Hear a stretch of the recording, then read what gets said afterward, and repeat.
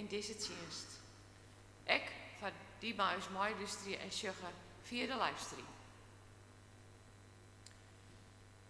De bloemen uit Sjerke gaan maar een lokwees van de gemeente naar Siebe en Griet Bruinsma Prins. Zij mochten aanroende weken hun 50-jarig huwelijk vieren. Na je weken zou dominee Buiting bij ons vaak gaan, maar hij hier een dubbele boeking. Dus nu zal mevrouw van Sessen uit Achlem de dienst leiden. De eerste collect is bestemd voor de diaconie, de tweede is voor de kerk. Mensaroon is uw organist, lector is Klazien van der Veen en vakgonger is dominee Leeuw Westra uit Lollen. Dus intochtslied is lied 81, de versen 1 en 4 en we zongen dat in die mogelijk steende. Dan wees ik u jou een gezegende dienst.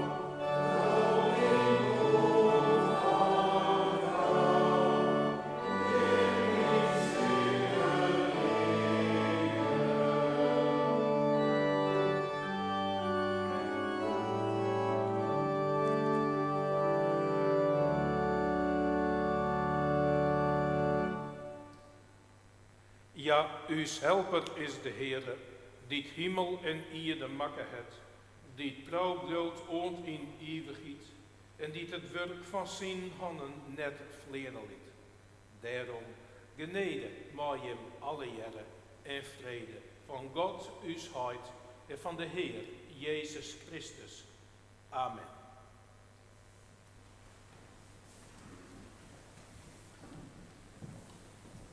En voor mij, ik een goeie morgen, alle jaren, gemeente. Mooi dat ik weer je gast wezen mooi. En ik begreep dat er gasten binnen van Vierdervoort. Ik heb een tip gekregen dat er mogelijk gasten zijn van elders. Die misschien wel denken, oei, zijn wij in de Friese dienst beland? Klopt dat? Ja, nou, u hebt voor een deel wel en voor een deel niet. Nee, nou dan hebben die twee geluk. En dan geef ik die twee ook straks een mooie taak. Voor zover ik weet, zingen we een beetje afwisselend Nederlands en Fries, maar ik weet de ratio niet exact. De schriftlezingen worden gedaan door een lector en ik weet niet wat die heeft meegenomen, dus we laten ons verrassen. Maar u hebt een hulpmiddel bij zich, dus dat is ook geen probleem tegenwoordig. De preek die heb ik in het Fries meegenomen, maar ik zal zien dat ik hem ondertitel op, dus dat de hoofdzaak, dat is van de Fries, nee, dat is niet wel mooi, hè? Zou het nou. En zo hoop ik dat we mooi doen, zo hoop ik dat we samen een hele goede dienst beleven. Van schrik laat ik die preek al vallen. Zo. En we beginnen met een gebed. We beginnen met een gebed. En ik roep je op om mooi mij om een 3 keer taal loert op te roepen, Heer, ontferm u. Of Heer, ontferm u. Dit uws bidden. Heere God, wij bidden jou voor alle slachtoffers van oorlog en geweld. Nog altijd werd. En het houdt net op. Voor jou de wijze, willen jou vrede brengen, willen jou de meesten gaan verstaan waarom Jan. Daarom roepen wij te jou, Heer, ontferm jou. Wij bidden u voor alle plekken waar mensen wonen, in omstandigheden waarin niet te leven is. Mensen die vastzitten in ketenen van slavernij, in een klem van onrecht, onder een wolk van geweld. Waar de natuur een bedreiging vormt, of de medemens een vijand is. Voor al die mensen, voor al die plekken, roepen we samen tot u, Heer, ontferm jou. En wij bidden jou, Heer, voor alle mensen die het goede willen, het goede ziekje. Voor de mensen die het jou namen heeg houden willen, maar oren, namen en machten stelen dat net aan. Voor mensen die in jou namen vrede brengen willen, maar het geweld regent ze uit elkaar. Voor de mensen die het verst houden willen, om jou watskind, in haar net oer stemmen, haar net oer razen laten worden, tot de beloeren van deze wereld. Voor al die mensen roepen wij mijn woord aan jou. Heer, ontferm jou. Zo bidden wij. In Jezus' naam. Amen. En die jongen lied 619, de loflied op de verriesde Heer, vers 1, 5 en 6.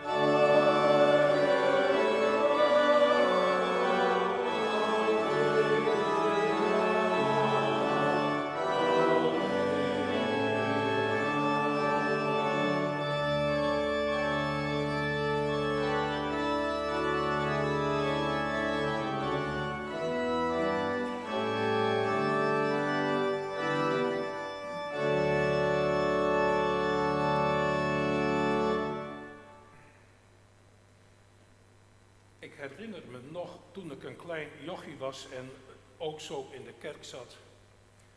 En dan werd dit lied ook wel gezongen in de paastijd. En dan zong ik, uw lieve naam gebenedijd. En ik had geen flauw idee, uw lieve naam gebenedijd. Maar nu hebben we native speakers in huis. Wat is dat eigenlijk, gebenedijd? Gezegend. Ja, ik heb het opgezocht hoor, dus, want ik wilde het toch een keer weten, maar dat is het. Gezegend, gebenedijd.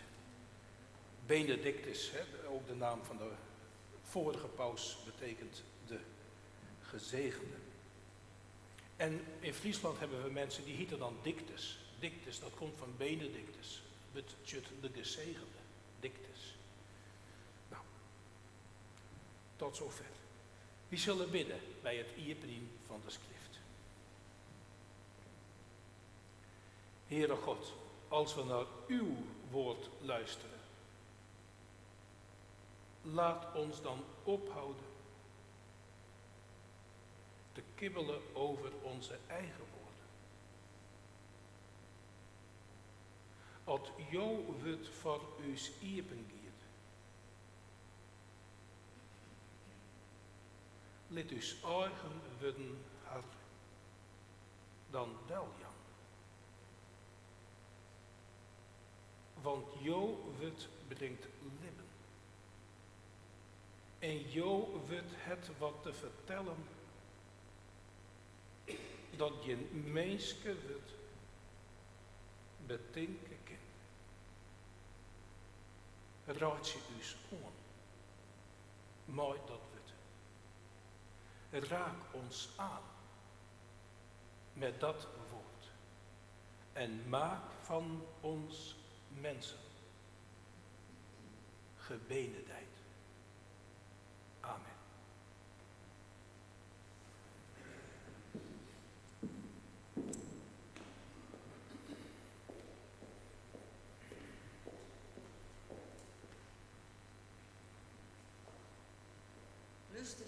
Luister je dan nou naar het woord van de Heer uit Johannes 20, hoofdstuk 20, de versen 19 tot 23. Jezus verschijnt aan de leerlingen. Doet het nou jong worden weer, die eerste dijs van de weken, en de leerlingen de dwarren op slot hielden, omdat ze bang waren van de Joden, kwam Jezus. Hij stier neer in het vermidden en zei zijn haren, vrede jemme.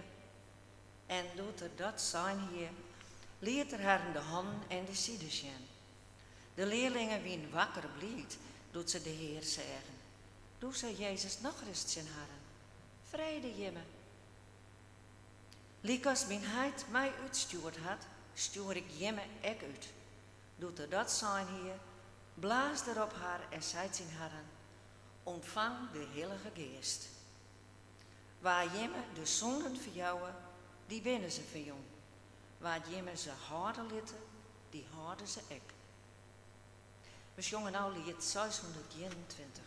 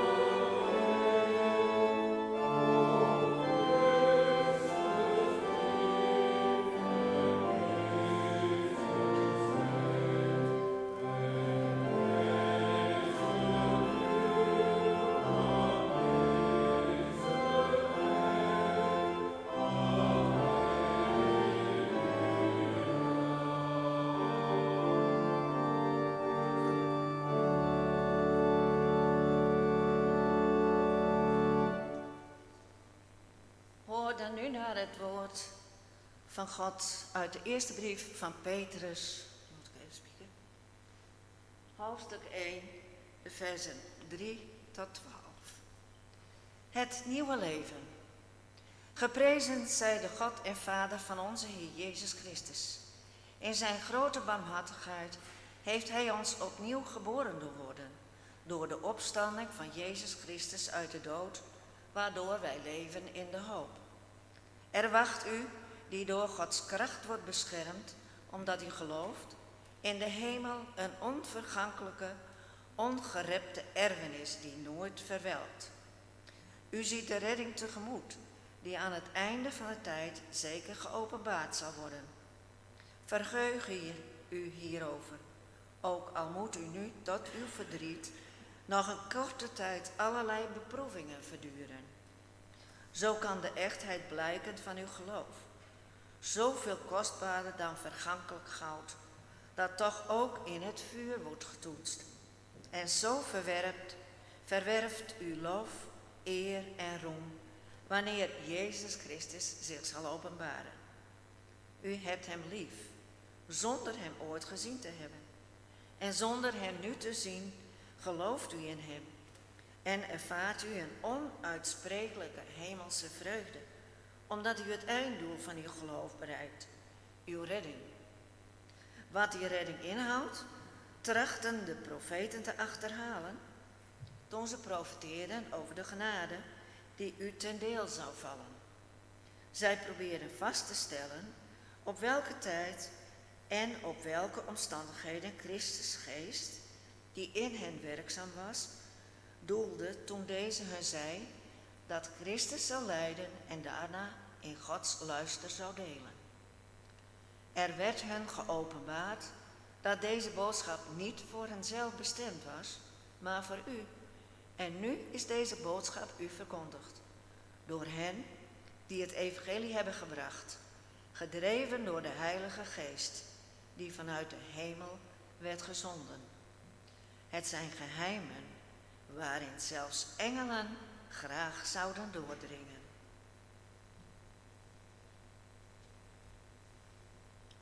We zingen nu lied 313, de versen 1, 3 en 4. O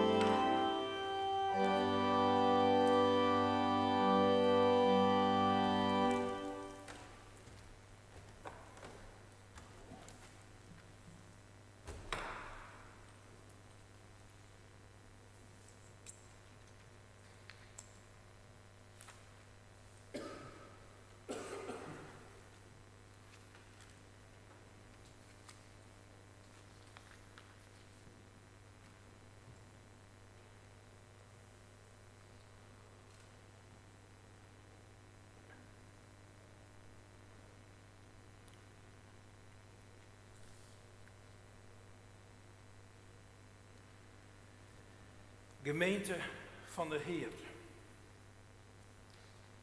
Die worden, ik zie je ze nog even gauw op, uit Johannes.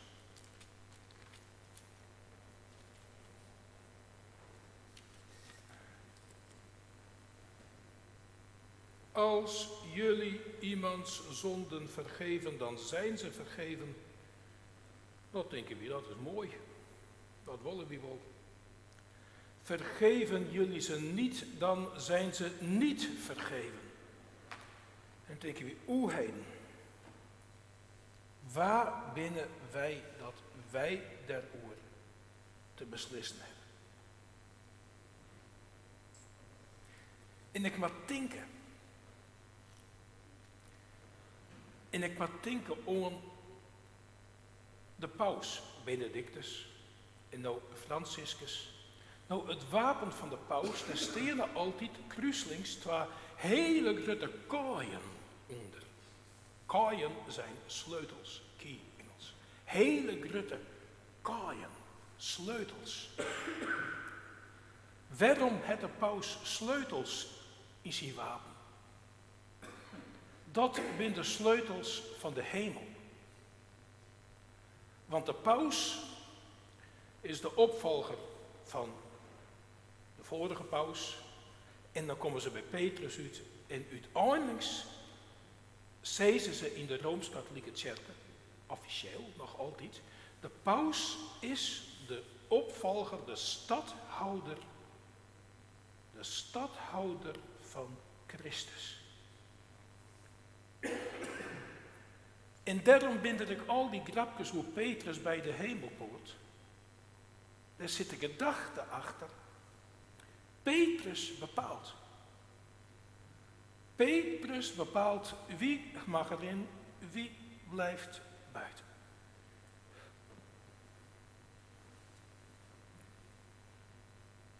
Dan denk ik, wat ben ik blij dat ik geen paus ben. Dat ik bepalen met de soort. Dood erin, dood eruit.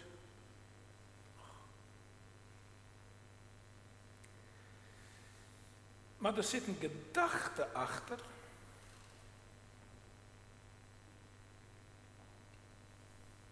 Je kent pas in de hemel als je zonden verjoen binnen.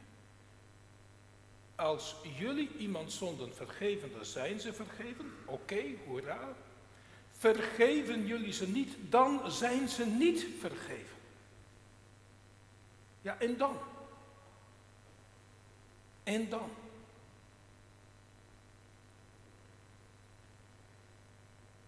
En die gedachte zit in uw protestantse, hervormde, gereformeerde kerken precies niet goed.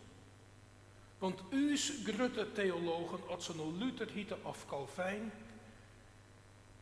die zeiden ik, ja,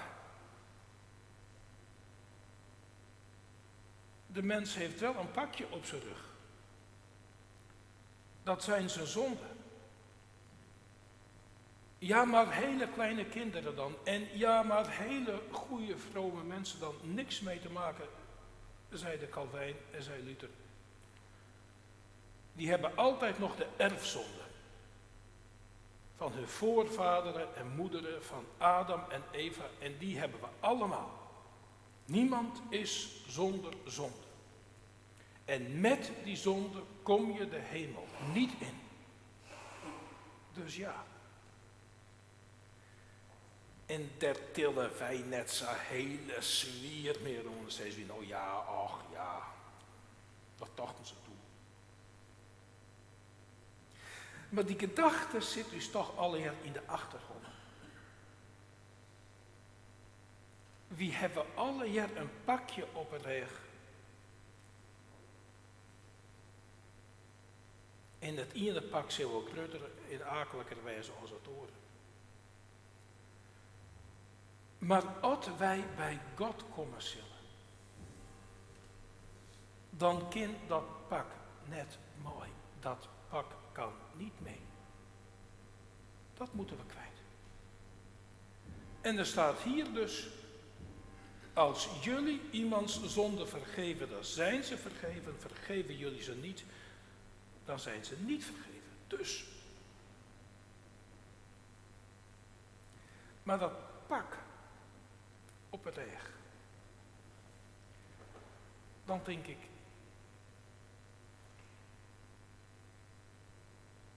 kijken we er niet helemaal verkeerd tegenaan.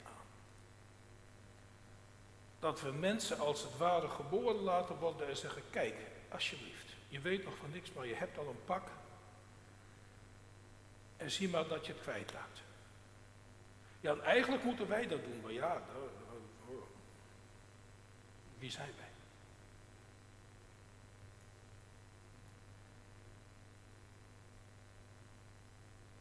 Ik geloof niet dat zonde betekent dat je een pak, een last, een smet, hoe je het wilt noemen, op je rug meedraagt. En dat je die op een of andere manier moet kwijt zien te raken. Volgens mij is zonde in de Bijbel veel meer. Er is iets fout gegaan, er is iets misgegaan. En het gaat niet om schuld, maar het gaat wel om last. Want je hebt daar last van. Toen ik datzelfde kleine jochie was, ik vond het toen heerlijk, ik doe het nou net meer, maar om te beduren. Nou gewoon kruistekjes, plaatsje erbij, of de kleuren stien op het, hoe heet dat, de lapen, op het linnen in dat mooie, gewoon kruistekjes en dan, nou, ik vond dat als bij een prachtig leuk. Maar het ging wel eens mis. Dat je in de naast of het jenprochelkoer of een knoop of in de roenje vast, dan kon je net goed verder. En dat ging er net omdat je fout wist hier of dat het je schuld weer. Maar je ziet het maar een werkstuk en je kon net verder. Je hier er last van. Je kon er misschien omheen borduren, maar dan nog, je sjucht het altijd. Dus dan wij altijd naar ons mem en dan moest mem dat maar weer uit de kok lauwen.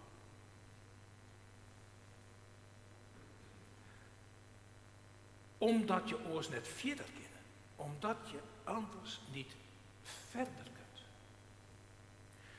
Nou, zo hebben wij in ons leven, nevens mij, alle jaren dingen, dat hier even oors maken. Dat wie je net zo snoort, dat wie je net zo toek, dat was niet zo slim. Dat was een beetje dom, heb ik een koningin eens een keer horen zeggen, of een aanstaande koningin. Dat was een beetje dom. En daar heb je dan een poos last van. Dat belemmert je, dat beperkt je. En kijk, kleine dingen, dat gaat wel weg. Maar als je mensen hebt geraakt, je hebt echt even met je volle gewicht op hun tenen gestaan. Auw, dat had ik niet moeten zeggen. Of je hebt iemand, en je weet het donders goed, maar je hebt iemand niet netjes, niet mooi behandeld. Of je hebt een keer ergens bijgestaan waarvan je dacht, dit mag eigenlijk niet, maar toch maar je mond gehouden. Mis. En daar heb je last van. Want alle keren als je die persoon zien komen, of alle keren als je weer in die situatie bedari, en alle keren dat je weer op dat plak komt, dan viel je dat in.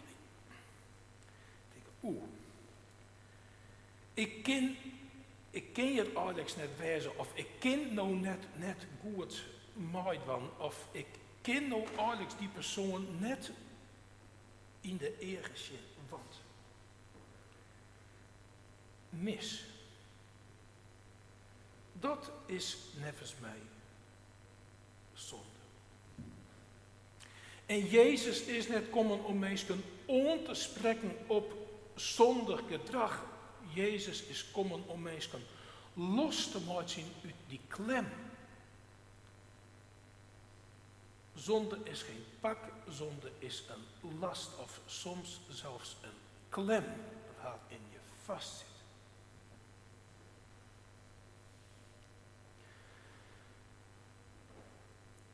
En Jezus heeft alles gedaan om mensen uit die klem los te krijgen.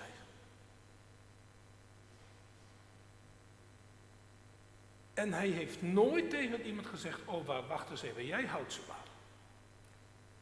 Blijf jij maar zitten. Los jij het zelf maar op. Het is wel eens gebeurd dat mensen zelfs zo'n jammer, al mijn jild, nee dat ken ik net kwijt. Of jammer mijn gezicht, dat wil ik nou hier net verliezen. Of jammer mijn gezag, ik ken toch zomaar net. Er staat zelfs ergens dat Jezus machteloos wie om mensen te helpen. Omdat ze hem net geloven. Ja, zo'n Joos help ik in, houd toch op.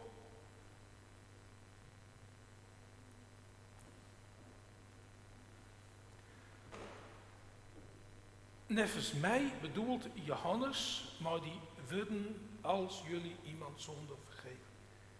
Hij bedoelt, wat er om Jezus heen gebeurde, dat gebeurt nu in de kerken, in de kerk. Net één van u het no meer het recht om te zeggen, houd doze maar, knap door het zelfs maar op, ziek je het uit. Nee. Want Jezus is bij u komen. Jezus is bij u komen en het zijn vrede. Vrede voor je. Dat zou het zien die discipelen. Ja, maar wij waren zo bang, wij doden jou door in Gethsemane net te helpen. En Jezus zei, vrede. Hij helpt ze uit de klem. Hij zei, ja, je wie een bang. Maar ik jou je hem de rond.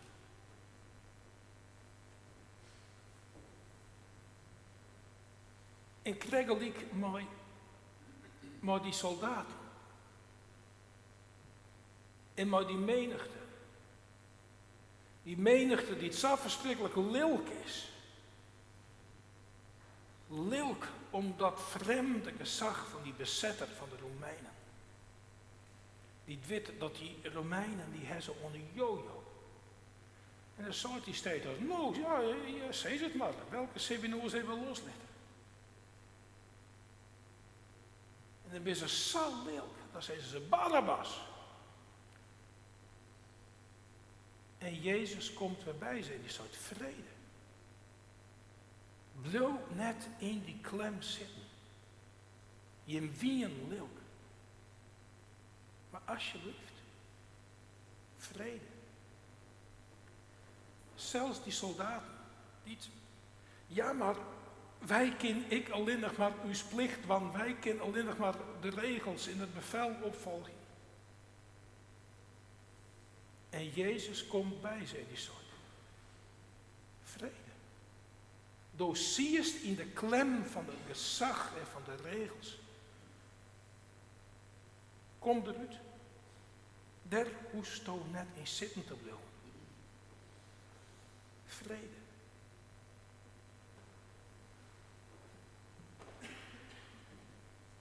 Waar ben wij dan ontje mensen te zeggen? Go net. En do ziek is het maar uit. En jij last het maar op. Dat wij van Jezus de vrede krijgen hebben. En hebben wij dan de verantwoordelijkheid voor de hele wereld? Zat de paus misschien denkt dat hij het? Natuurlijk het. Jezus zei het sinds die leerlingen die als groepje bij hem zitten. Hij zei het. Jim kunnen nou uit die klem komen. Is er maar die Jim, ik moet elkaar omgaan. En als er mensen bij hem komen, hij liet die er dan ik uit. Liet die dan ik vrij. En dat mensen maar hem verder willen. Ze zeggen, nou heb dit net gehoord, en nou heb ik dat. En ik stier direct te roppen en te razen op het tempelplein. Of ik een van die soldaten. Maar is het al los. Ik heb al daarmee wrakselen en worstelen. Waar ben je om nou te zeggen dat ze zitten wel maar. Wij kunnen elkaar uit die klem helpen. En we hebben het rug net om te zeggen. Doe er maar in zitten, doe ziekers er maar uit, jij last het maar op. Als we zelfs de vrede in handen krijgen. Alle keren als wij die stap door te zetten, dan vinden wij elkaar letterlijk als nieuwe mensen terug. Een ruimte om letterlijk opnieuw te beginnen. Dan voelen we de toekomst even binnenkomen. De toekomst van de wereld rondom Jezus. De toekomst die op ons afkomt. En waar we allemaal welkom zijn. Steeds als dat gebeurt. Alle keren dat dat gebeurt. Een lietsbietsie. Als er een lietsbietsie gebeurt van wat er doet Jezus op ieder weer. Dat mensen haar zelfs in elkaar in geloof uit die klem vrij maakt. Dat is de Heilige Geest. Dat is de Heilige Geest. En als we in dat geloof leven, dan is het alle dagen Pasen en alle dagen Pinkster. Amen.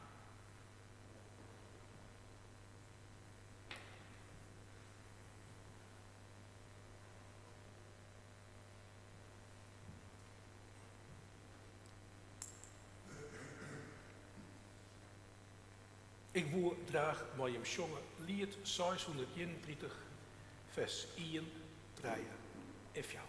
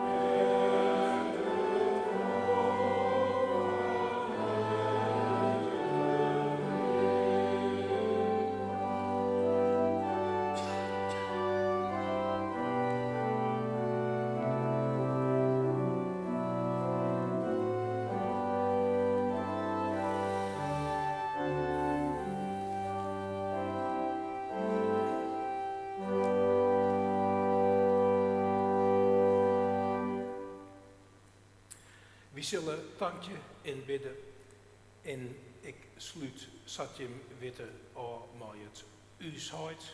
En ik hoop dat die tekst even op het scherm komt. Maar iedereen die het zegt, iedereen die zegt, ja, maar ik bid altijd het Onze Vader of in welke taal dan ook, boven verstaan ze alles. Laat uw standje inbidden. Lieve Heer, wij danken jou dat de klem van het verliezen, goed dat er ik uitzucht, van elk van us losmaken, is door Jezus, die dus moedigt, die dus in de midden komt, is de hand daar stekt en zaait van vrede. Wij danken jou dat hij u zijn kracht en zijn geest nalitten heeft. En dat net één van us veroordelen is, toch het verliezen. En dat wij net één van us, oor dat verliezen, vastspiekerie maaien en zitten litten in een klem, dat wij zelfs het vrijmaken willen.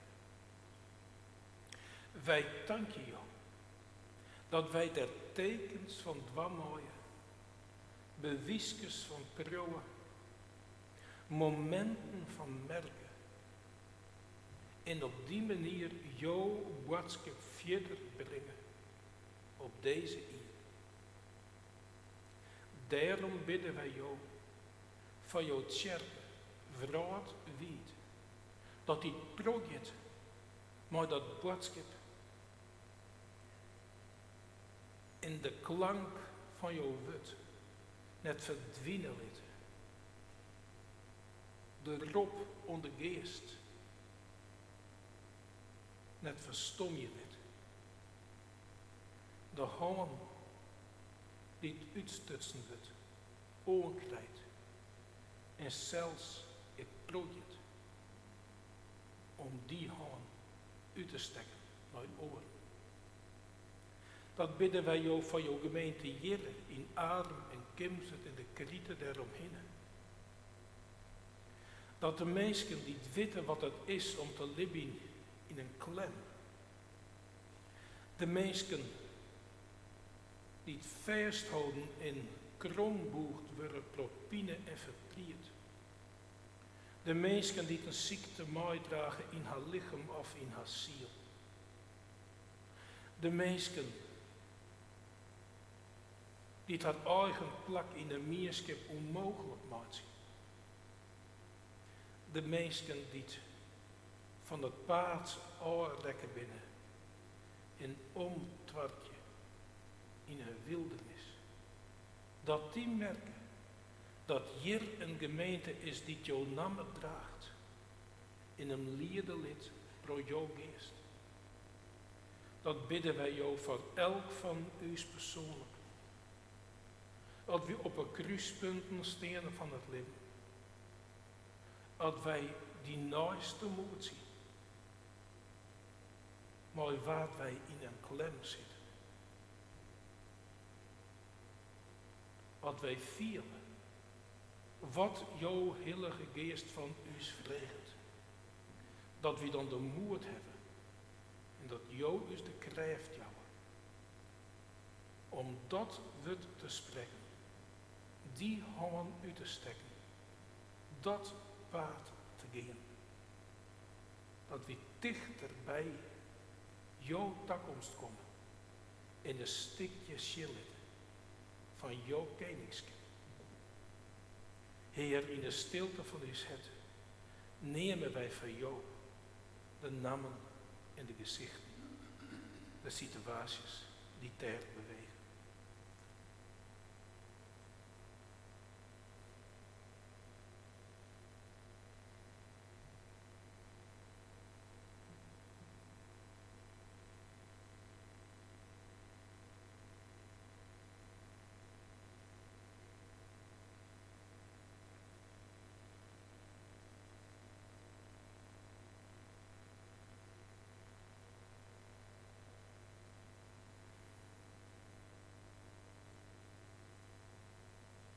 En zoals Jezus het dus leert het, zo bidden wij lood op, us heid in de hemel.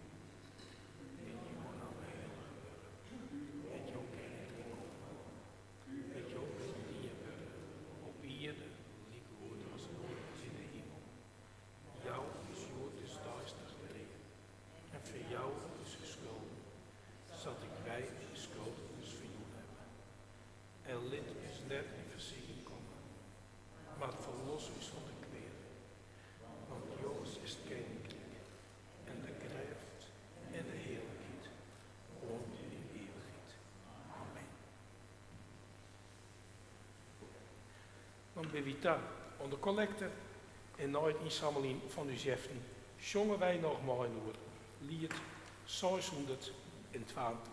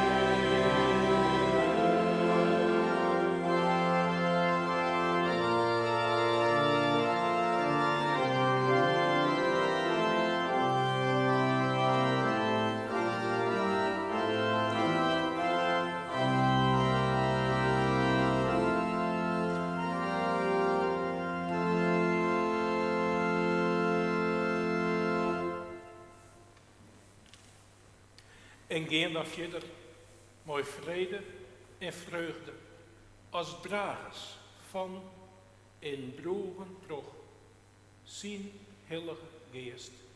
Want de genade van uw Heer Jezus Christus en de liefde van God uw hart en de meerschap van de heilige geest is en blijft mij jimmen alle jaren.